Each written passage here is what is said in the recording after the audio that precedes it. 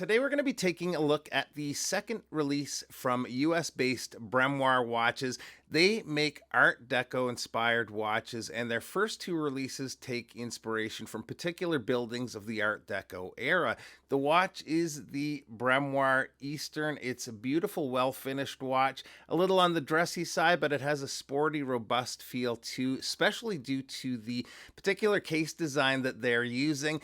Big thanks to Bremoir for lending this in for a few day test drive. Really appreciate it, but let's get to it and take a look at the watch.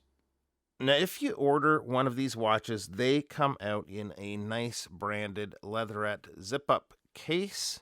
Inside of that, you're going to find a spare strap, and I'm going to show you the watch on the strap here in just a minute.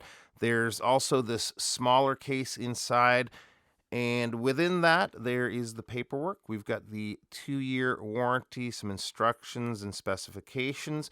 This second card has a write-up on the watch, and it also has the image of the Eastern Columbia building in LA the watch is inspired by. They have a really good write-up on the specifics of what parts of the building they took design ideas from on their site, and you can find a link to that in the description below. The watch is available in two models, this all steel model and one with a gold tone bezel that looks great too. The gold bezel really helps to give the gold markers and hands that bit of extra pop. The dial has a dark blue base with that lighter blue that passes under the hour markers. The markers are applied, and I just love that Art Deco font on the numerals at the 3, 6, 9, and 12. They're really well finished, which especially stands out when the light hits them just right. The circular markers are done in an interesting way too. They're stepped markers, which I don't believe I've ever seen on a watch, at least in person, and it's those little details that help to take this watch to the next level. As for print work, at the top of the dial is Bremoir with that Art Deco font printed in white with Eastern below that. On the bottom is printed Los Angeles, and the proportions look good. Everything is sized right to my eye. Everything feels like it belongs. There is a lot going on the dial, but the handset design is a simple style handset, which helps it all just work well together. The loom is grade A BGW9, and it's okay. It's actually better than I expected and lasts a fair amount of time, but the markers don't have quite the staying power as the hands. The case has a combination of brushed and polished surfaces with good crisp lines. It seems like it's a fairly thick watch when you first look at it. I don't mind it myself, and the curvature of the case helps to negate some of that, but it stands a little tall on wrist. It's surprisingly only 10.9 millimeters, but it looks like it would be more than that with those slab sides. The crown is a push-pull crown. Winding action is decent, and it's easy to grip, to wind, and set the time. The movement, which is visible through the display case back, is the STP 111 no date, so no go state position in the crown. It is a 26 jewel movement beating at 28,800 vibrations per hour, and with a power reserve of approximately 44 hours. It's decorated with some perlage work and a really good looking custom rotor with one of the company's slogans, "Time Worth Remembering," printed on the black section.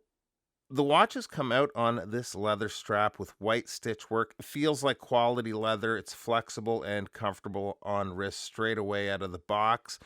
The buckle has 3 steps to it. It's unsigned on the top, but they've signed it in a more discreet area on the underside of the buckle, which is kind of different.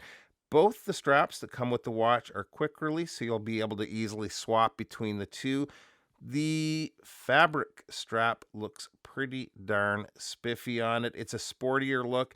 It's a thick material, but it's soft and pretty well as comfortable as the leather. Same as the leather, the buckle is signed on the underside. I think I prefer it on the leather myself, but always nice to have a bonus strap with a watch like this. Haven't gotten hands on with it, but there's also a bracelet available at an additional cost. Size on the watch comes in at a case width of 39.1 millimeters. Thickness again is just under 10.9 millimeters. Lug to lug is 48.5 millimeters, and the lug opening is 20 millimeters. Water resistance on the watch is 50 meters, and the crystal is sapphire and treated with an anti reflective coating. And here it is on my 7.25 inch wrist, and it's been fun to wear over the past couple of weeks. You can see it does sit well on wrist. I think it's those lugs that give it that chunkier appearance. And because of that sort of beefier look, it might have been nice to maybe add a little bit more bump to the water resistance to match it. But it's quite a versatile watch that goes great in jeans and a t-shirt or a dressier situation too. The watches are available now on the Bremoir site for $9.85 USD. And if you like that Art Deco style with a modern twist, this is potentially a great option for you. Link to where you can find these will be below. So that is it for today. If you're new to the channel, please subscribe so you don't miss out on any upcoming videos. Got a really special one coming soon I'm very excited about. Thanks for taking a few minutes to stop by, and we'll see you real soon. Bye-bye.